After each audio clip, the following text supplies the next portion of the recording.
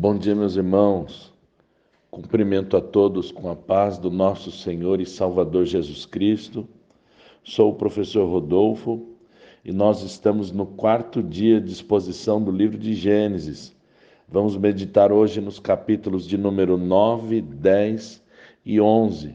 E eu te convido a orar comigo nesta manhã, em nome do Senhor Jesus. Altíssimo e poderoso Deus, a tua habitação é os céus, o teu trono é nas alturas. A terra, Senhor, é escabelo dos teus pés. Todo intento e todo desígnio humano é egoísta, é pecador e arrogante, Senhor. Mas em vão se amotinam as nações, em vão se rebelam os homens contra ti. Em vão os homens acreditam que podem ser grandes, que podem ser poderosos e que podem atingir os céus.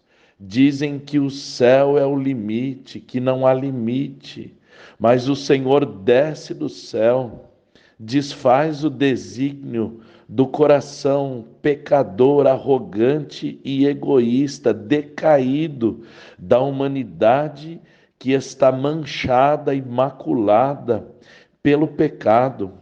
O Senhor desce do céu e não há quem possa impedir os seus desígnios, porque, ó Deus, o Senhor resolveu através da linhagem do teu servo Noé.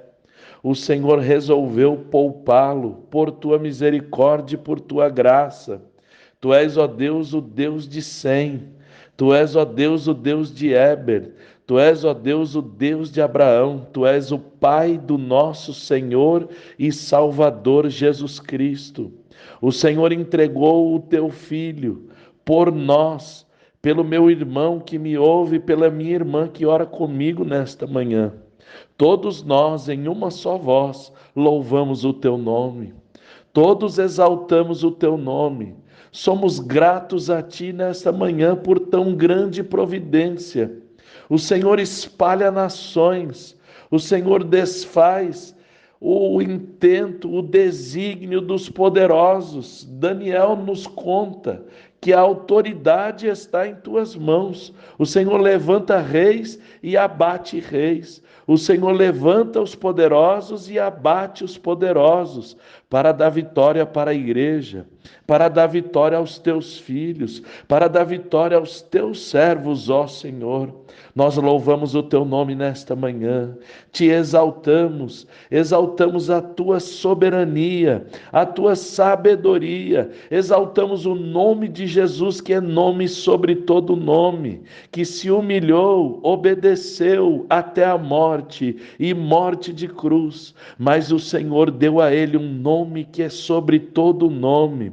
Todo poder e autoridade está nas mãos do nosso Jesus, o nosso Senhor, o nosso Salvador. É nesse nome, Senhor, que eu oro pelas famílias, que eu oro, Senhor, pelos teus filhos que aqui estão, lendo a tua palavra, ouvindo a exposição da tua palavra e orando conosco, Senhor.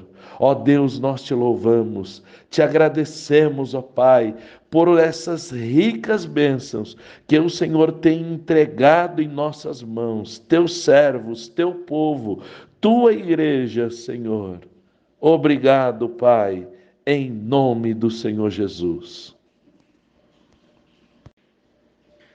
Vamos iniciar agora, irmãos, a exposição do capítulo de número 9, onde nós lemos que Deus abençoou a Noé e seus filhos, fazendo uma aliança com eles, semelhante à aliança que havia feito com Adão, ordenando-os que frutifiquem e se multipliquem, povoando toda a terra. Deus colocou a Noé e seus filhos com domínio, liderança sobre os animais. E uma das diferenças entre as duas alianças é que agora os homens poderiam comer também da carne dos animais, o que antes não era permitido. De Adão até o dilúvio se comiam somente ervas e plantas. Deus faz uma observação importante de que a carne não deve ser comida com sangue em respeito pela vida. O dilúvio veio ao mundo como julgamento de Deus pela violência dos homens. O assassinato de Abel não teve castigo, ao passo que Lameque exagerou em seu castigo. Em Gênesis 4:23, disse Lameque às suas mulheres, Alda e Zilá: Ouça-me, mulheres de Lameque, e escutem minhas palavras. Eu matei um homem porque me feriu, e um menino porque me machucou.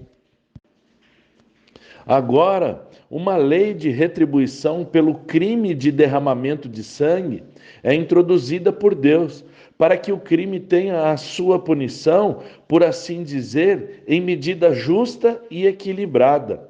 Ao mesmo tempo em que o Senhor avisa que vai requerer, vai pedir conta do sangue derramado, e aquele que derramou o sangue vai pagar com o seu próprio sangue, o princípio da lei é esse: que Deus fez o homem à sua imagem e semelhança, e de certo modo, mesmo com o pecado e depravação humana, quando alguém intenta contra a vida de outro ser humano, Deus se sente atingido também. Vale lembrar que Deus não tem prazer na morte do ímpio e que Davi foi impedido de construir o templo do Senhor, pois havia sangue em suas mãos, e o próprio Davi foi julgado por Deus, que o considerou culpado do assassinato de Urias, e como punição, a espada não se apartava da casa de Davi. E ainda a palavra de Deus afirma no Salmo de número 55 e verso 23, mas tu, ó Deus, farás descer a cova da destruição aqueles assassinos e traidores, os quais não viverão a metade dos seus dias. Após essa lei, Deus repete a ordem para Noé e seus descendentes serem fecundos, mostrando a importância que Deus dá à vida humana, com a intenção de valorizar e preservar a humanidade, a preservação da semente. Deus se preocupa em ensinar o princípio de que assassinatos e atos de injustiça e de violência são contrários à vontade de Deus.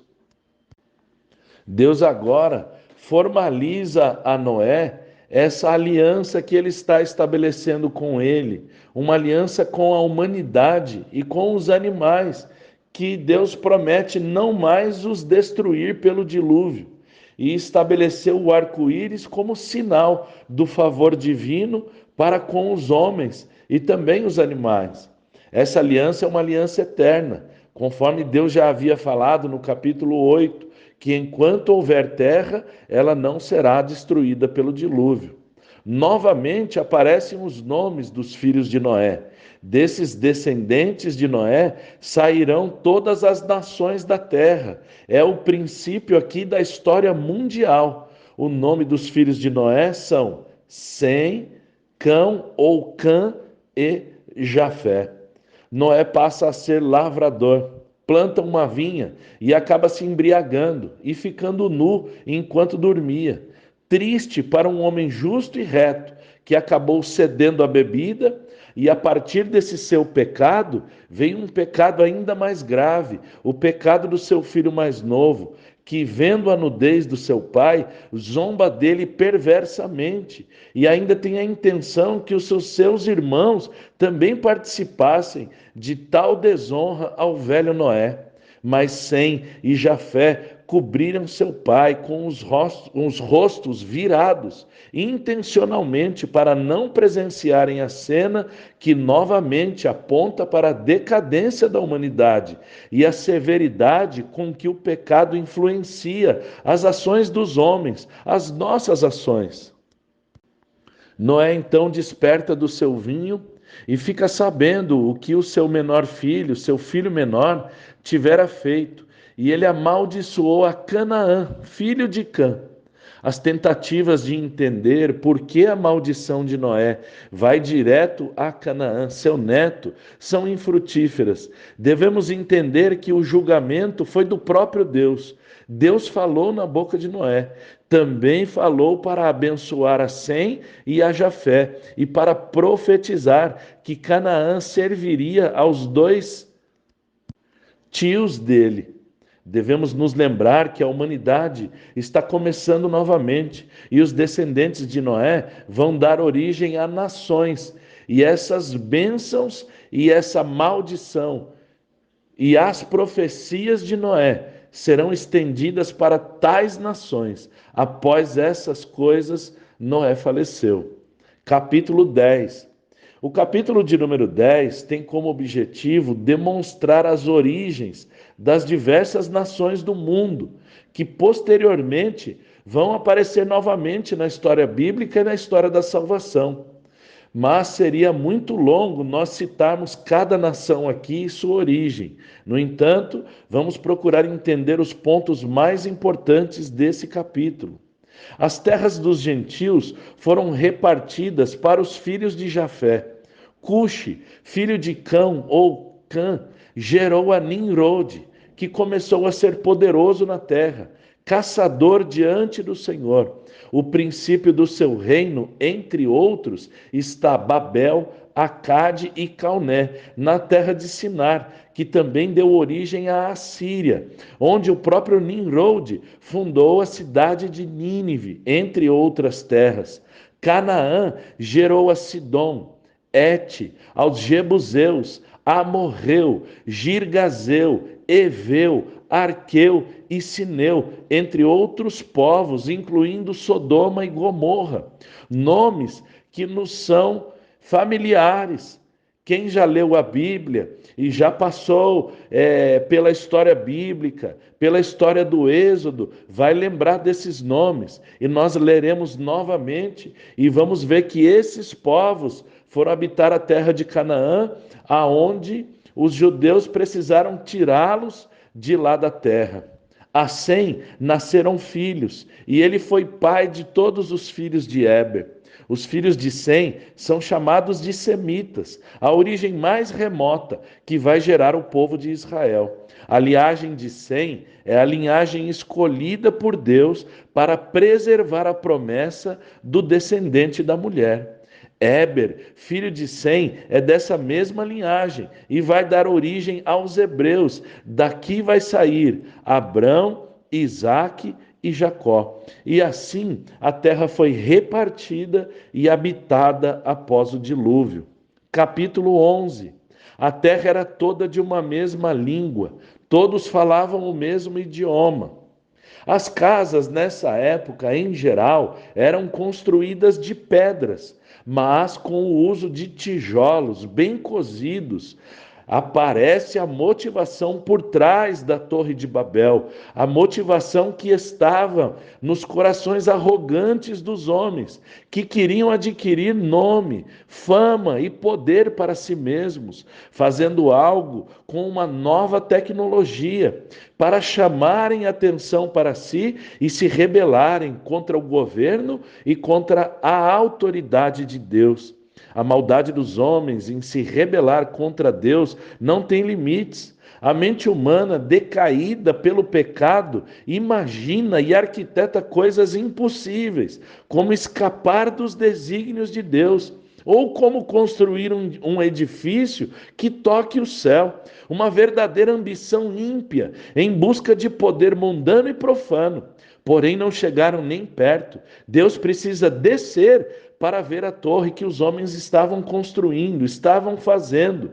Deus desce com a intenção de quem quer intervir, e realmente Deus agiu, confundindo os idiomas dos homens, e os espalhou sobre a face da terra.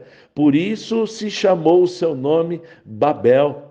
A intervenção divina no episódio da Torre de Babel representa as dificuldades de comunicação como resultado das lutas de poder impostas pelo próprio Deus. Essa dificuldade de comunicação foi um milagre instantâneo de Deus, confundindo a língua dos homens, o idioma dos homens. Ao contrário do episódio de Babel, no início da igreja primitiva, ao se cumprir o dia de Pentecostes, Pentecostes, quando muitas pessoas estavam reunidas no mesmo lugar. Deus intervém mais uma vez, de maneira milagrosa, de forma que cada pessoa entendia o idioma falado por outra pessoa, na sua própria língua natal. Deus quebrou barreiras internacionais, quebrou barreiras culturais e continua quebrando, para que o evangelho da salvação chegue até os confins da terra. Voltando para Gênesis, capítulo 11, os versículos de 10 a 26, perdão. Isso mesmo, capítulo 11, versículos 10 a 26, servem como ponte de ligação da história mundial pós-dilúvio de Noé e seu filho Sem até Abrão. Essa é a linhagem escolhida por Deus para anunciar o evangelho a todas as famílias da terra através do crente Abraão. Abraão morava em Ur dos Caldeus com seu pai Terá, na região da Mesopotâmia. Sua esposa chamava-se Sarai e era estéril. Terá, Abrão, Sarai e Ló, sobrinho de Abrão, foram habitar em Harã. Assim nós terminamos o nosso quarto dia de exposição no livro de Gênesis. Louvado seja o nome do Senhor Jesus, abençoada seja a tua vida, abençoado e próspero o teu dia, cheio de saúde e da presença do Senhor nosso Deus.